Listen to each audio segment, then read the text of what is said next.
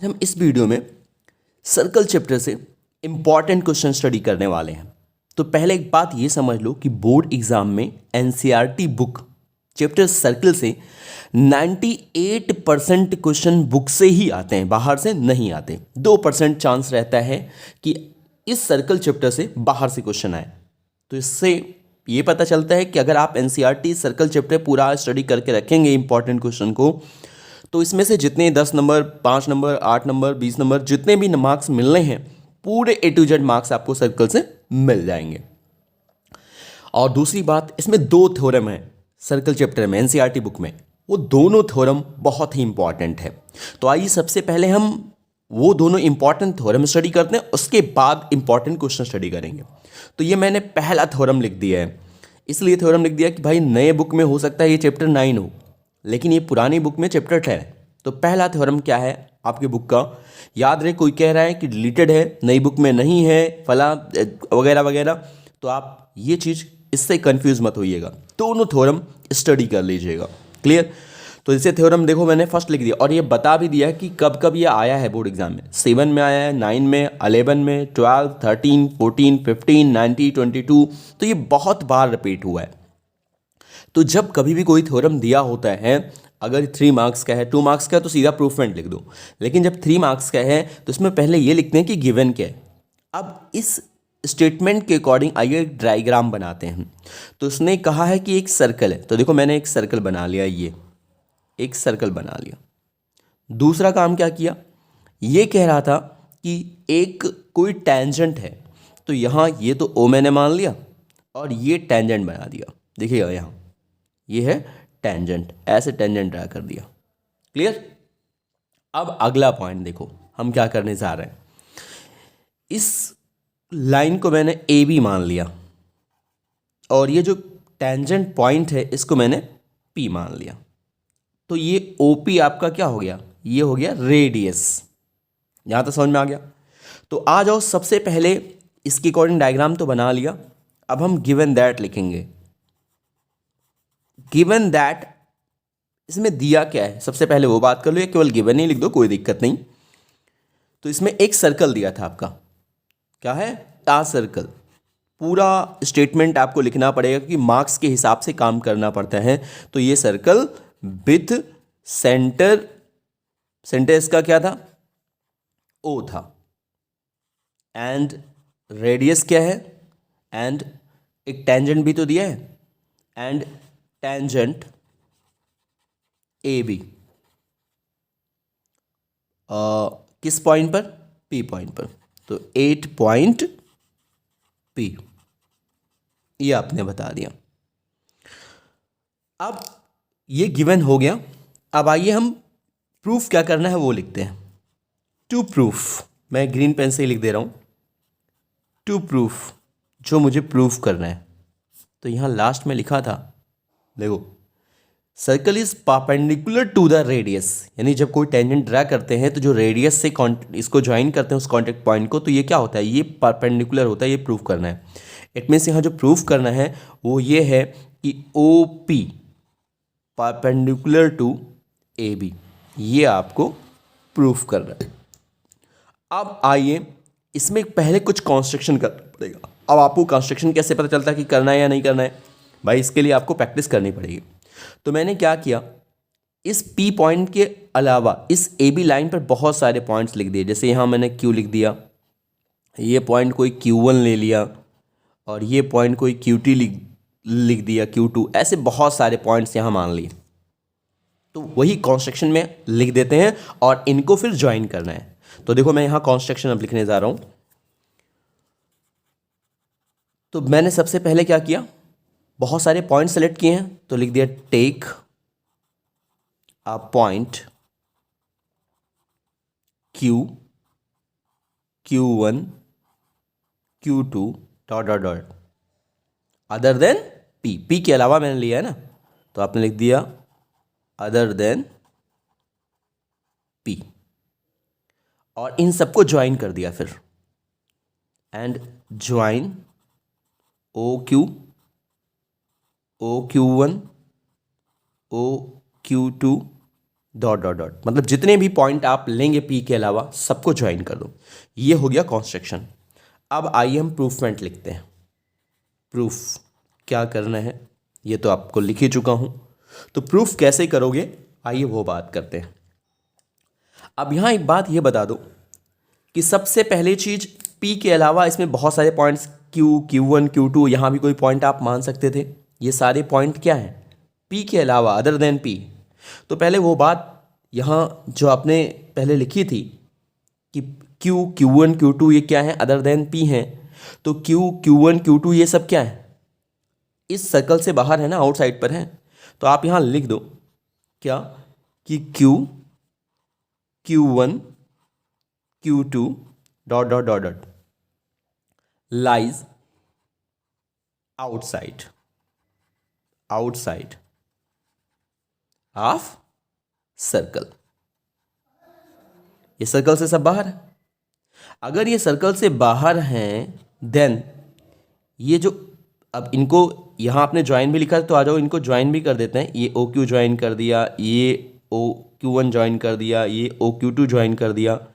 तो यहां आपको क्या पता चल रहा है, देन OP यानी जो OP है ये आपका हमेशा लेस देन होगा OQ होगा, या फिर कोई कहे लेस देन OQ1। यानी जितने भी इस P पॉइंट के अलावा आउटर साइड में इस लाइन पर AB पॉइंट पर लाई करते हैं उन सब को जब O से ज्वाइन करोगे तो उसकी डिस्टेंस हमेशा OP से बड़ी होगी। दिख रहा है क्लियर? या बहुत सारे आपके बुकों में कुछ ऐसे भी लिखा होगा कि इस पॉइंट को उसने R मान लिया। जैसे इस पॉइंट को अगर वो R मान लेता तो आप लिखते OQ, तो OQ equal to OR plus OQ RQ। तो ये तो आपकी रेडियस हो गई। तो रेडियस में कुछ ऐड किया गया है ना, तो इसका मतलब क्या हो गया कि ये जो है ये ग्रेटर है OP से। ऐसे भी आप लिख सकते हैं, लेकिन ये लिखो शॉर्टकट में, कोई दिक्कत नहीं है, इतना सफिशियंट है आपके लिए। और भी ऐसे लिख सकते हो आप कि OP is less than OQ2।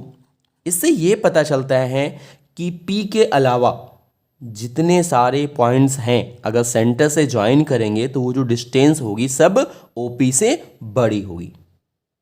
तो इससे क्या पता चला कि जो OP है वो सबसे शार्टर है other than OP। OP is shorter than OQ2, it means other than P all points lie on AB। यानी AB पर जितने भी पॉइंट्स लाई करते हैं उन सभी P के अलावा सारे पॉइंट्स OP से बड़े होंगे, सारे डिस्टेंस OP से बड़े होंगे। तो यहां मैं लिखने जा रहा हूं वही बात जो मैंने अभी आपको समझाई। इसका मतलब क्या हो गया, that is OP is shorter then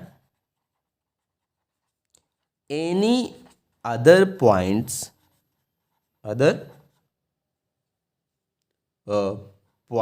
any other line segment joining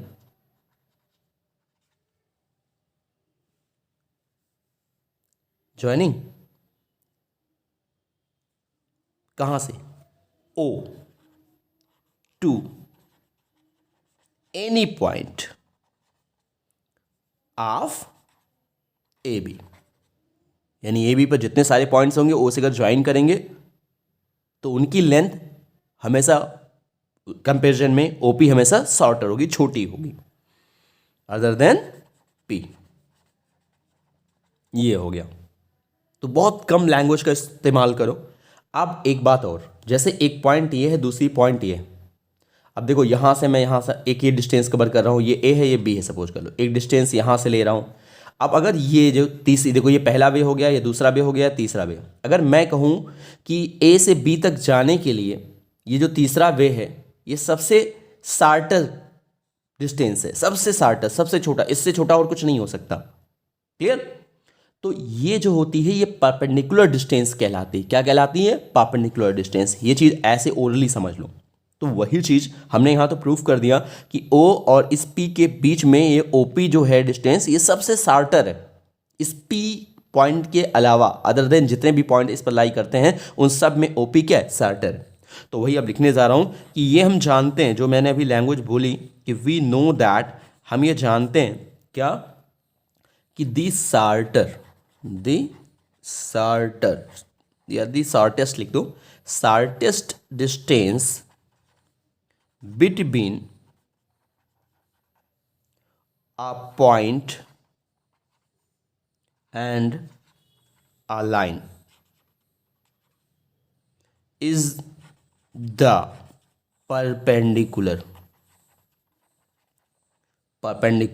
distance। Clear? जो भी कॉन्सेप्ट समझा उसी पर ये डिपेंडेंट है।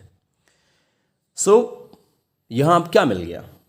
सो OP is perpendicular to AB, और यही तो आपको प्रूफ करना था। तो एनसीईआरटी बुक में थोड़ा लैंग्वेज ज़्यादा लिखा हुआ है, यहाँ मैंने कोशिश की है कि लैंग्वेज छोटा करो और प्रूफ कर दो। तो अगर ये 5 मार्क्स का आता है या 3 मार्क्स का आता है तो ये पूरा हो गया, लेकिन अगर ये 2 मार्क्स का आता है तो आप सिर्फ और सिर्फ इतना लिखिएगा, ये गिवन दैट टू प्रूफ मत लिखिए, कॉन्स्ट्रक्शन लिख करके सिर्फ प्रूफ लिख दीजिए बस 2 मार्क्स का। वैसे 2 मार्क्स का भी आता नहीं है, या तो 3 मार्क्स का या तो 5 मार्क्स का। आइए अब दूसरा थ्योरम स्टडी करते हैं। तो ये भी देखो बहुत इंपॉर्टेंट है, 2007, 8, 9, 10, 11, 12, 13, 14, 15, 17, 20 और 22, 3 में आया हुआ है। अब स्टूडेंट जैसे आपके बोर्ड एग्जाम में 3 सेट्स होते हैं, तो किसी न किसी सेट में हर साल आ जाते हैं। क्लियर? जैसे बहुत से बच्चे पूछते हैं क्या तीनों सेट का पेपर एक जैसा होता है? नहीं, एक जैसा नहीं होता है। तो आइए थ्योरम सेकंड स्टडी करते हैं। अब इससे ये आपको आइडिया लगेगा कि कितना ये इंपॉर्टेंट है। तो सबसे पहले स्टेटमेंट को एक बार रीड करो और उसके अकॉर्डिंग डायग्राम बना लो। तो इसने कहा the length of tangent drawn from an external point two a circle. तो मैंने देखो क्या किया, सबसे पहले एक सर्कल बना लिया, देखो ये, और ये इसका सेंटर है O, और बाहर कोई एक पॉइंट मैंने P मान लिया। अब कह रहा है ये एक्सटर्नल पॉइंट हो गया, इस P पॉइंट से इस पर टेंजेंट ड्रा करो। ये टेंजेंट ड्रा कर दिया और यहाँ भी टेंजेंट ड्रा कर दिया। इससे एक बात और समझ लो कि किसी भी एक्सटर्नल पॉइंट से किसी सर्किल पर कितने टेंजेंट ड्रा किए जा सकते हैं? 2। इस पॉइंट को मैंने A मान लिया और इस पॉइंट को मैंने B मान लिया। अब हमें जो प्रूफ करना है वो देखो क्या कि PA इक्वल PB, यही कह रहा था। यानी जो लेंथ ऑफ टेंजेंट होती है, जहाँ कांटेक्ट पॉइंट होता है सर्कल का और इस लाइन का, यहाँ से इसकी लेंथ, यही लेंथ ऑफ टेंजेंट कहलाती है। तो आ जाओ सबसे पहले इसमें गिवन क्या है, क्योंकि ये आता है तो भाई लॉन्ग ही क्वेश्चन में आता है। मैंने कहा ये 2 मार्क्स में कभी नहीं आता, 3 या 5। तो आ जाओ सबसे पहले गिवन देखते हैं, इसमें गिवन क्या है। इसमें गिवन क्या था कि 2 टेंजेंट दिए हैं। तो आ जाओ लिखो कि 2 टेंजेंट, उनका नाम क्या क्या है? PA and PB। आपने लिख दिया PA and PB। Clear? Are drawn from किस पॉइंट से? P पॉइंट से, point P to a circle. ये आपका गिवन था, और सेंटर क्या था इसका? विद सेंटर O, सेंटर के साथ में। अब जो प्रूफ करना है आ जाओ उसको लिख दें। टू प्रूफ, जो आपको प्रूफ करना है, PA इक्वल टू PB, ये आपको प्रूफ करना है। क्लियर? अब आ जाइए कंस्ट्रक्शन करते हैं। कंस्ट्रक्शन में करना क्या है स्टूडेंट, अब ये इक्वल कैसे दिखा पाओगे? तो इक्वल आपने क्लास 9th में कॉन्ग्रुएंट पढ़ा है। जब 2 ट्रायंगल दिए हों और 2 ट्रायंगल में कोई सी 2 साइड को इक्वल दिखाना है, तो आप क्या करते हो? कॉन्ग्रुएंट दिखा देते हो। तो कॉन्ग्रुएंट, इसी से आइडिया लगता है कि कॉन्ग्रुएंट दिखाना है। कभी भी अब जैसे 2 ट्रायंगल कैसे बन रहा है आपके दिमाग में आ रहा है? तो देखो भाई, पहले OA को ज्वाइन कर दो। अभी आपने पहला थ्योरम जो स्टडी किया कि कोई टेंजेंट है और सेंटर से जब उसको ज्वाइन कर देते उस पॉइंट को, तो ये कितनी बनती है? 90 डिग्री बनती है। इसको भी ज्वाइन कर दो तो ये भी क्या बनेगा? 90। ये अकॉर्डिंग टू फर्स्ट थ्योरम जो अभी बताया आपको। और इसको भी ज्वाइन कर दो तो देखो 2 ट्रायंगल बन गया। अब इन दोनों को अगर कॉन्ग्रुएंट दिखा देंगे तो PA इक्वल PB हो जाएगा, नहीं हो जाएगा? तो इसी से आइडिया लगता है कि हमें करना क्या है। तो आप ये तो कंस्ट्रक्शन आपने किया है ना, ओ ए को ज्वाइन किया, ओ पी को ज्वाइन किया, ओ बी को ज्वाइन किया, तो इसीलिए पहले आप लिखोगे कंस्ट्रक्शन। अब कंस्ट्रक्शन में जो काम किया वो लिख दो कि join O A, O B and O P, ये आपने ज्वाइन किया। तो आइए प्रूफ करते हैं।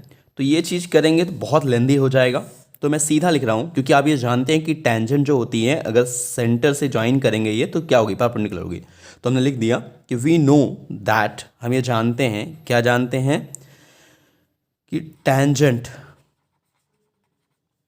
टू अ सर्कल इज, ये है परपेंडिकुलर का sign, is perpendicular to the radius through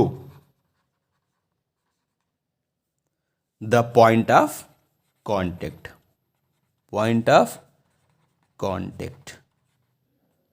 तो ये ए पॉइंट कांटेक्ट पॉइंट था। सो यहां जो ओ ए हो जाएगा परपेंडिकुलर हो जाएगा किस पे, पी ए पर, and O B is also perpendicular to क्या, पी बी। ये क्लियर हो गया ये दोनों बात। तो आप एग्जाम में सीधा पहले वी नो दैट लिख दीजिएगा, फिर डायरेक्टली आप लिख सकते हो। अब ये दोनों जब परपेंडिकुलर हो गए, अब मैंने कहा इन दोनों ट्रायंगल को क्या दिखाना था, कॉन्ग्रुएंट। तो आ जाओ अब कॉन्ग्रुएंट दिखाते हैं। परपेंडिकुलर होने का मतलब ये 90 डिग्री। तो मैंने लिखा in triangle A P O, A P O and triangle B P O, B P O. सबसे पहली चीज ये 90 एंगल है तो 90 एंगल लिख दो। एंगल ए, अब पूरा पी ए ओ आप लिखते, यहाँ पी बी ओ लिखते, मैं डायरेक्टली ए एंड बी लिख दे रहा हूँ, इक्वल टू कितना 90 एंगल। क्लियर, ये हो गया आपका। दूसरा चीज आ जाओ, ये 90 एंगल हो गया, और ये 90 के सामने वाली जो साइड होती है वो क्या कहलाती है, हाइपोटेनियस। तो हाइपोटेनियस जो है वो दोनों ट्रायंगल में क्या है, कॉमन साइड है, कॉमन साइड है। और तीसरी बात ओ ए इक्वल टू ओ बी है, ओ ए इक्वल टू ओ बी, ये क्यों है, radii same radius, same radius. भैया सीधा लिख दो, radius of same circle. Clear, मैंने थोड़ा स्पीड में लिख दिया है बस, रेडियस ऑफ सेम सर्कल। तो ये किस रूल से हो गया, बाई, अब यहां लिख दे रहा हूं क्योंकि यहां नीचे दिखेगा नहीं, by R H S, R means right, H means hypotenuse और एस मीन्स साइड। ट्रायंगल कौन सा, A P O congruent of triangle B P O, congruent हो गया।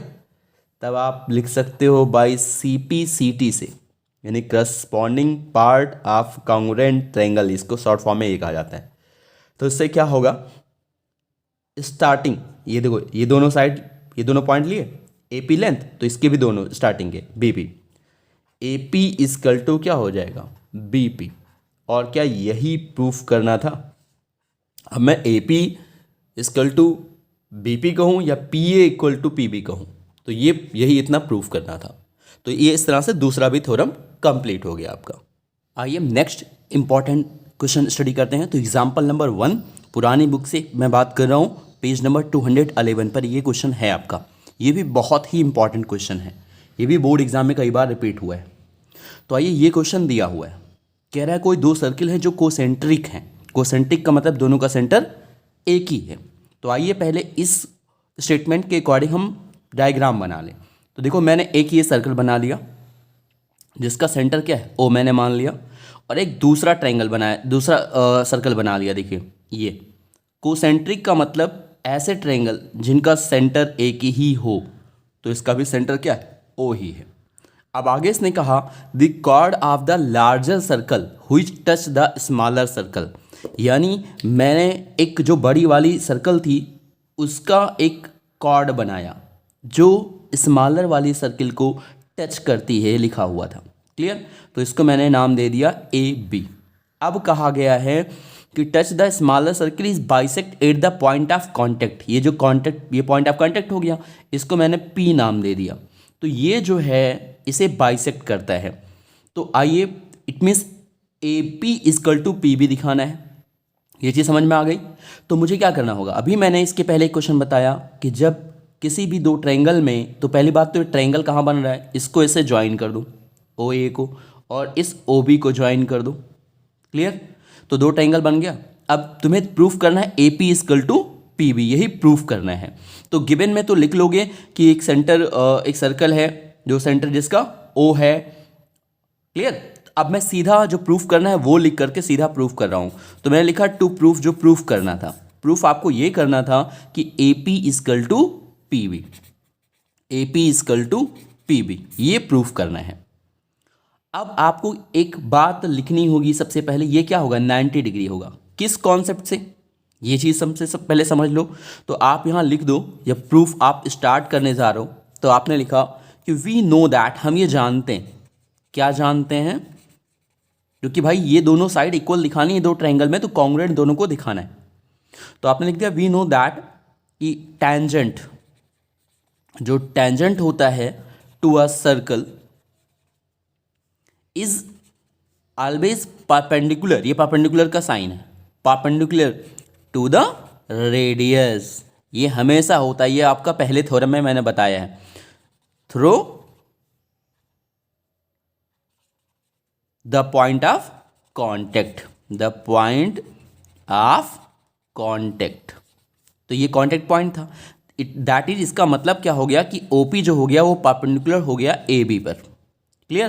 तो इट मीन्स ये 90, ये 90। अब आ जाओ, मैंने कहा इन दोनों ट्रायंगल को कॉन्ग्रुएंट दिखाना है, तो मैंने लिखा in triangle O P A and triangle O P B. सबसे पहली चीज़ देखो, ये एंगल, एंगल आपका O P A equal to angle O P B, ये क्या है, 90। ये तो पहले आपने यहाँ बता ही दिया है। दूसरा चीज़, ये इस 90 के सामने वाला जो ये ओ ए है, ये कॉन्स्ट्रक्शन में आप लिखोगे, जब यहाँ लिखोगे तो मैं डायरेक्ट यहाँ कर रहा हूँ, O A equal to O B है। क्यों? Radius of same circle. तीसरी चीज, ओ पी क्या कॉमन है दोनों में, O P is equal to O P, common side. तो ये किस रूल से हुआ, R H S, by R H S, triangle O P A congruent of triangle O P B. तो अब क्या लिख सकते हो, by C P C T से, corresponding part of congruent triangle से, A P is equal to B P या A P is equal to B P. क्या यही प्रूफ करना था आपको? यस। तो ये आपका प्रूफ हुआ। आइए हम नेक्स्ट क्वेश्चन स्टडी करते हैं। एग्जाम्पल 2, पेज नंबर आपका ओल्ड यानी पुरानी वाली बुक से पेज नंबर 212 पर ये एग्जाम्पल नंबर 2 आपका मिलेगा। ये भी बहुत ही इंपॉर्टेंट क्वेश्चंस हैं। तो आइए, लिखा क्या है, कह रहा है two tangent T P and T Q are drawn to a circle. It means एक कोई सर्कल है ऐसे, और इस पर दो टेंजेंट हैं, एक का नाम टी पी है और दूसरा का नाम T Q, with centre O from an external point T, यानी टी बाहर एक कोई पॉइंट है, यहाँ से दो टेंजेंट ड्रा किए गए हैं, एक तो ये है टी पी और दूसरा ये है टी क्यू, और इसका सेंटर ओ है। अब ये कह रहा है, ये देखो, prove that P T Q, मतलब ये angle equal to of two O P Q. देखो ये तो हो गया ओ, और इसको इससे ज्वाइन कर दो, देखो ये बन गया क्यू। तो आपको प्रूफ जो करना है वो ये angle equal to 2 into of this angle proof करना है। तो आ जाओ, इसको मैंने पहले क्या मान लिया, थीटा मान लिया। मैंने लिखा let angle P T Q equal to theta. अब आ जाओ, दूसरी बात देखते हैं कि ये जो तुम्हारा एंगल है टी पी, पहले सब टी पी और टी क्यू ये दोनों साइड इक्वल होगी, किस मेथड से, तो यहाँ एंड करके मैंने लिखा T P is equal to T Q, क्यों? क्योंकि ये दोनों टेंजेंट हैं, आगे लिख दो, क्योंकि टेंजेंट फ्रॉम एन, ये क्या था, external point, from an external point are equal, यहां आपने लिख दिया तो एग्जामिनर समझ गया, और ये लिखना ज़रूरी है क्योंकि टीपी और टीक्यू की किस कॉन्सेप्ट से लिखा है ये सामने लिख दो, क्योंकि टेंजेंट एक्सटर्नल पॉइंट से टेंजेंट जो ड्रा करते हो तो वो हमेशा इक्वल होती है। अब आ जाओ दूसरी बात, जब ये टीपी और टीक्यू इक्वल है तो आप ये कॉन्सेप्ट जानते हो कि किसी भी ट्रायंगल में अगर दो साइड इक्वल है तो उनके अपोजिट एंगल भी इक्वल होते हैं। तो आपने यहाँ क्या लिख दिया, angle T P Q, T P Q equal to angle of T Q P. सामने बता दो कि opposite angles are equal to equal side, equal side के अपोजिट एंगल भी इक्वल होते हैं। अब हम देखो, इन एंगल को मैंने कुछ नाम दे दिया, इसको मान लिया एक्स, यानी टी पी क्यू और टी क्यू पी को इक्वल करके मैंने क्या मान लिया, एक्स मान लिया। तो ये भी आपका एक्स हो गया और ये भी क्या हो गया, एक्स हो गया। अब मैं लिखने जा रहा हूं in triangle T P Q, इन तीनों एंगल का सम कितना होना चाहिए, 180। It means theta plus X equal to 180। किस रूल से, sum of alternate interior is always 180 degree. तो यहाँ हो गया 2x, इससे x की वैल्यू निकाल लो, equal to 180 minus theta. It means x equal to आ जाएगा 90 माइनस थीटा बाई 2, यानी x निकलने का मतलब हो गया कि angle T P Q equal to angle T Q P, ये आपको पता चल गया। अब तुम्हें कनेक्ट तो इससे करना था, इससे, तो ध्यान से देखना, मैं इसको अलग कलर से लिख दे रहा हूं। ये जो पूरा एंगल होगा आपका यहां से पूरा यहां तक एंगल, क्योंकि ये क्या था, ये सेंटर था, तो ये टेंजेंट है और ये रेडियस है। तो टेंजेंट पर रेडियस से जब ज्वाइन करते हो हमेशा क्या होती है, परपेंडिकुलर होती है। तो देखो यहाँ जो आपका एंगल टी पी ओ होगा, टी पी ओ होगा, वो हमेशा कितना होगा, 90। क्यों, आगे लिख सकते हो कि हम जानते हैं कि tangent is always perpendicular to the radius through the point of contact, यानी जहाँ टेंजेंट, जिस पॉइंट पर कांटेक्ट पॉइंट है टेंजेंट का, उस पॉइंट से अगर सेंटर को ज्वाइन करे जो रेडियस बनती है तो वो हमेशा कितनी होती है, 90 एंगल। तो अब देखो टी पी ओ को हम क्या लिख सकते हैं, ये एंगल x लिख सकते हो, ये छोटा सा एंगल है, ये आपने x माना है, तो लिखोगे x plus angle Q P O या ओ पी क्यू। भाई ये पूरा 90 था यहाँ से यहाँ तक, तो ये एंगल x है और इतना एंगल ये भी ऐड कर दो उसमें, तो वो हो जाएगा O P Q equal to कितना angle, 90। It means angle O P Q equal to 90 minus X. X की वैल्यू तुम यहाँ निकाल चुके हो, तो आ जाओ वैल्यू पुट कर दो। तो जब वैल्यू पुट करोगे तो क्या आएगा, angle O P Q equal to 90 minus X की वैल्यू जो है 90 माइनस थीटा बाई 2। ओपन करोगे तो ये 90, ये माइनस मल्टीप्लाई करेगा और ये प्लस थीटा बाई 2 हो जाएगा, 90 90 कैंसिल हो गया।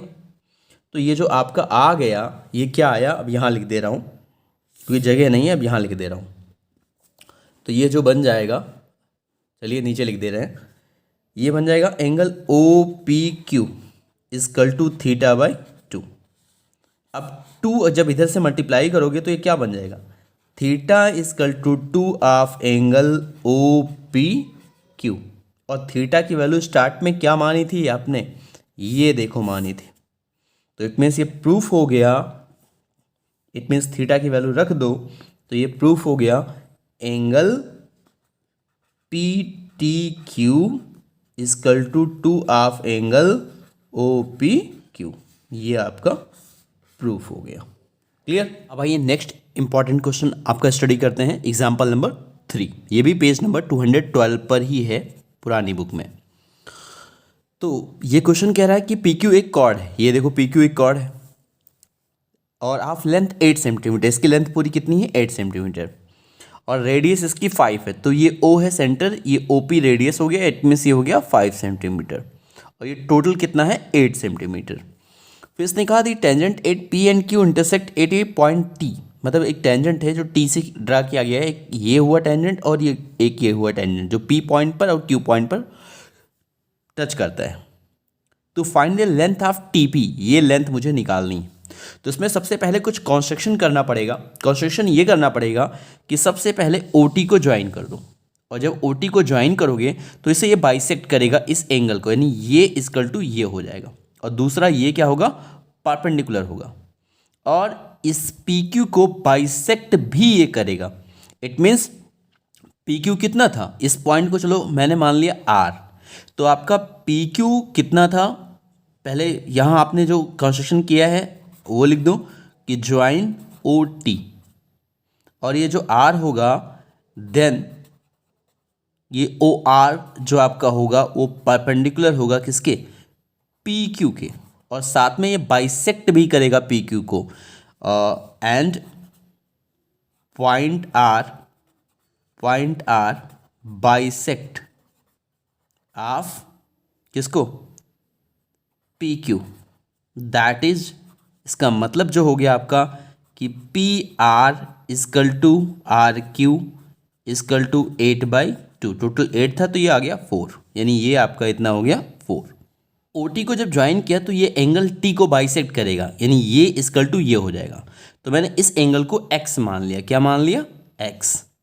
अब आ जाओ सबसे पहले ओ आर निकाल लेते हैं। तो ये तो 90 है। तो यहाँ ओ आर इजकल टू क्या होगा? जैसे आप ओ पी आपकी क्या है? पाइथागोरस थ्योरम से ये हाइपोटेनियस है ओ पी। तो पाइथागोरस थ्योरम का यूज़ करो। आप लिखोगे ओ पी का square equal to O R का स्क्वायर प्लस पी आर का स्क्वायर। ये आप लिखोगे। तो ओ पी आपको पता है 5, तो ये हो जाएगा 25। और ओ आर आपको निकालना है। और ओ पी आपको पता है, ओ पी कितना है? 4 आपने निकाला है, तो ये हो गया 16 को इधर भेजोगे तो ये आ जाएगा O R square equal to 25 minus 16, it means 9 आ गया। तो यहाँ से आपको ओ आर पता चल गया कितना? 3। ये ओ आर की वैल्यू आ गई 3 सेंटीमीटर। अब दूसरी बात देखते हैं यहाँ, angle T P O. Angle T P O ये कितना है? 90 है। यहाँ तक क्लियर हो गया। तो मैं इस एंगल को क्या लिख सकता हूँ? टी पी ओ को लिख सकता हूँ angle T P R plus R P O is equal to कितनी डिग्री? 90 डिग्री। ये मैं लिख सकता हूँ, इसको मैंने मान लिया फर्स्ट। और आ जाओ, अगर टी पी आर ट्रेंगल की बात करें, in triangle T P are अगर इसकी बात करें तो ये एंगल जो एक्स लिखा है, एक्स लिखा प्लस फिर एंगल ये तो 90 है आपका, 90 प्लस कौन सा angle? T P R is equal to कितना आएगा? 180 आएगा। तो यहाँ अगर हम सबको उधर ले जाएं तो ये बन जाएगा x plus angle T P R is equal to 180। 90 उधर जाएगा तो कितना आ जाएगा? ये 90 डिग्री। ये क्यों कर रहे हैं अभी समझ में आ जाएगा। ये हो गया दूसरा। अब देखो इधर भी 90 इधर भी 90, दोनों तरफ 90 है। तो फ्रॉम 1 एंड 2 से अगर हम लिखना चाहें तो angle T P R plus angle R P O is equal to X plus angle T P R. अब देखो टी पी आर दोनों में से कैंसिल हो जाएगा। तो यहाँ आ क्या गया? ये एंगल जो हुआ आपका कि angle R P O is equal to angle X, X किसको नाम माना है आपने, पी टी आर को, पी टी आर को, ये एंगल आपने माना, ये हो गया थर्ड। ऐसा इसलिए कर रहा हूँ क्योंकि आपको टीपी जो निकालना है तो ऐसे आप नहीं निकाल पाओगे, सिमिलर दिखा के निकाल पाओगे। क्या दिखा के, सिमिलर, क्योंकि वैसे ये निकलने वाला नहीं है। अब आ जाओ दो ट्रायंगल की बात करने जा रहा हूँ। देखो एक ये राइट एंगल ट्रायंगल बन रहा है और दूसरा ये राइट एंगल ट्रायंगल बन रहा है, तो एक या ये बन रहा है। तो आ जाओ, देखो मैं अब ट्रायंगल की बात कर रहा हूँ, ये एंगल तो सेम हो गया।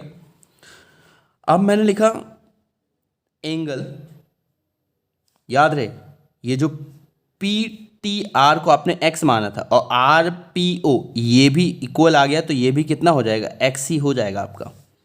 अब आपने लिखा now in triangle T R P, T ये है, आर ये है, पी ये 90 था, and triangle P R O, P R O, इनको सिमिलर दिखाने जा रहा है। तो देखते हैं, आ जाओ इसमें क्या क्या है। पहली बात तो ये एंगल, यानी angle T R P is equal to angle, इसमें कौन सा है, P R O, P R O is equal to क्या है, 90 है। पहला क्लियर हो गया। दूसरा देखो P T R, angle P T R is equal to, देखो P T R is equal to, अभी आपने प्रूफ किया है, एंगल कौन सा, आर या कह सकते हो O, O P R is equal to X above proof, अभी आपने प्रूफ किया। तो ये एंगल, एंगल दो एंगल बराबर हो गए इसमें, तो बाई डबल ए रूल से triangle T R P similar of triangle P R O, clear हो गया ये। अब इसमें मैं लिखने जा रहा हूं by C P S T rule, C P means corresponding part of similar triangles, से क्या होता है, जब दो ट्रायंगल सिमिलर हो गए तो उनके साइड के रेशियो भी सिमिलर होंगे। तो देखो मैं क्या लिखने जा रहा हूँ, टी पी यानी पहला से तीसरे का टी पी, तो इसमें क्या लिखोगे, पी ओ, ये करस्पॉन्डिंग कहा जाता है, इजकल टू, फिर देखो पहला और दूसरा आर पी लिख रहा हूँ, तो इसमें भी पहला दूसरा अपान आर ओ। अब आ जाओ, सबकी वैल्यू आपको पता है, टी की वैल्यू निकालनी है, टी पी की छोड़ दो, पी ओ आपका दिया था कितना 5, तो आपने लिखा T P upon 5 is equal to, R P की वैल्यू कितनी थी, आर पी 4 थी, और आर ओ की वैल्यू आपने कितनी निकाली है 3। तो जब इसको सिंप्लीफाई करोगे तो टी पी इजकल टू 5 4 20/3, यही तो आपको टी पी निकालना था। देखिए यहाँ फाइंड टी पी था, तो यही आपका आंसर हो गया। ये भी एक इम्पॉर्टेंट क्वेश्चन था। अब आइए एक्सरसाइज के इम्पॉर्टेंट क्वेश्चन स्टडी करते हैं। तो नए बुक में तो एक ही एक्सरसाइज है, लेकिन पुराने बुक में 2 एक्सरसाइज है। तो सेकंड वाली एक्सरसाइज की हम बात करने जा रहे हैं 10.2 की, पेज नंबर 213 पर है पुरानी बुक में। तो उसमें जो क्वेश्चन नंबर, उसमें टोटल जो क्वेश्चन है 13 क्वेश्चन है, तो उसमें से क्वेश्चन नंबर 4, 5, 8, 9, 10, 11, 12, 13 ये सारे क्वेश्चन बहुत ही इंपॉर्टेंट हैं। तो उसमें से आइए सबसे पहला क्वेश्चन मैं 4 लिखता हूँ। मैं पहले ही बता चुका हूँ कि इसमें 98% क्वेश्चन सर्किल के एनसीईआरटी बुक से ही आते हैं। तो ओनली एनसीईआरटी बुक से अगर आप सॉल्व कर लेते हो तो सारे एग्जाम में आने वाले क्वेश्चन लगभग सारे सॉल्व हो जाएंगे। तो आइए 4 जो कह रहा था prove that the tangent drawn from at the end of a diameter of a circle are parallel. इसका मतलब ये जो कह रहा है, जो उसके हिसाब से पहले हम डायग्राम बना ले। ये एक सर्किल मैंने बना लिया। अब कह रहा है कोई एक डायमीटर ले लो, ये सेंटर है O और ये डायमीटर ले लिया मैंने इसका नाम लिख दिया ए और इसका नाम लिख दिया बी। अब कह रहा है डायमीटर के एंड पॉइंट से जो टेंजेंट ड्रा किए जाते हैं, ये यहाँ से एक टेंजेंट ड्रा किया गया और एक टेंजेंट यहाँ से ड्रा किया गया। तो ये प्रूफ जो करना है कि दोनों टेंजेंट कैसे हैं, पैरेलल। तो चलो इसको मैंने नाम लिख दिया कुछ, ए बी मान ही चुके हूँ, इसे मैंने सी मान लिया और इसे डी मान लिया, इसे ई मान लिया, इसे एफ मान लिया। अब मैं भाई सीधा यहाँ प्रूफ करूँगा, गिवन दैट नहीं लिख रहा हूँ। अब गिवन लिखना होगा तो लिखिएगा कि circle with centre O and diameter A B and the two tangent C D and E F. And to proof क्या करना है, ये दोनों पैरेलल दिखाने हैं। ये मैं सिर्फ जो प्रूफ करना है वो लिख दे रहा हूँ। टू प्रूफ जो प्रूफ करना है आपको, C D parallel to E F, ये आपको प्रूफ करना है। तो आइए मैं प्रूफ करने जा रहा हूँ। सबसे पहले आप ये जानते हैं, लिख दो आप, वी नो दैट, क्या आप जानते हैं कि tangent is perpendicular to the radius through the contact point, ये आप जानते हैं। क्लियर? तो ये ओ ए रेडियस ही तो हो गया कॉन्टेक्ट पॉइंट के अकॉर्डिंग। तो देन जब आपने ये लिख दिया, इसका मतलब ओ ए जो होता है परपेंडिकुलर होगा इस सी डी के, and O B is also perpendicular to E F. Clear? That is, इसका मतलब हो गया कि O A C, angle O A C is equal to कितना, 90 डिग्री।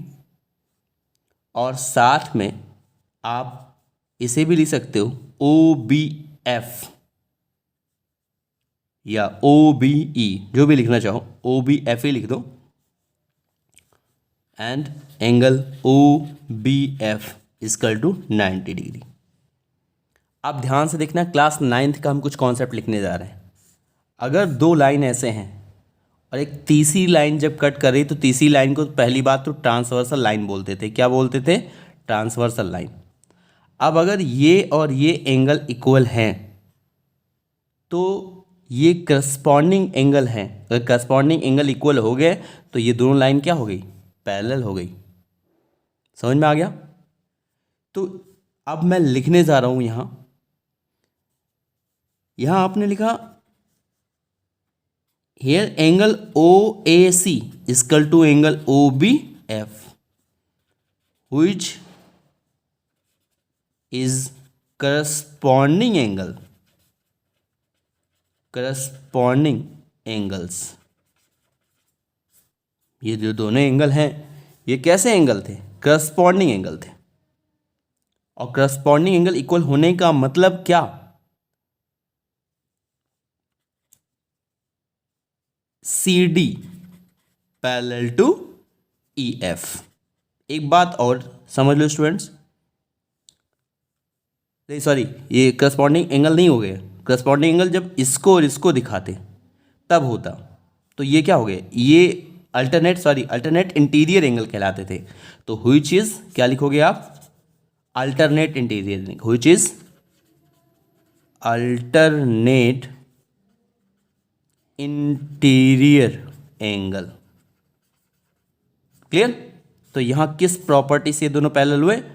ये इंटीरियर एंगल की प्रॉपर्टी से। तो C D parallel to E F, ये आपका प्रूफ हो गया। इस एक्सरसाइज से दूसरा इंपॉर्टेंट क्वेश्चन स्टडी करते हैं। एक बात और, इसमें मैंने कहा था क्वेश्चन नंबर 5 इंपॉर्टेंट है, बट 5 कभी आया नहीं है, तो 5 वाला मत पढ़ो, कोई दिक्कत नहीं, सिर्फ इंपॉर्टेंट क्वेश्चन पढ़ते हैं क्योंकि टाइम बहुत कम है। तो नेक्स्ट क्वेश्चन पढ़ते हैं 8। ये बहुत ही इंपॉर्टेंट क्वेश्चन है। देखो मैंने लिख दिया कब कब आया है, 2008, 9, 12, 13, 14, 17, 19, 22, मतलब लगभग हर साल पूछा ही गया ये क्वेश्चन, और बहुत ही इंपॉर्टेंट क्वेश्चन है।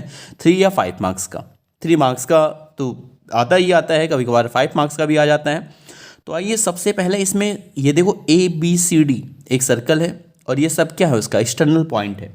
तो एक्सटर्नल पॉइंट से जब किसी सर्कल पर टेंजेंट ड्रा की जाती है तो दो टेंजेंट ड्रा की जा सकती है, तो उसकी लेंथ क्या होती है, इक्वल। तो सबसे पहले ये लिख दूँ क्योंकि यही कॉन्सेप्ट इसमें ज़्यादातर यूज होने वाला है।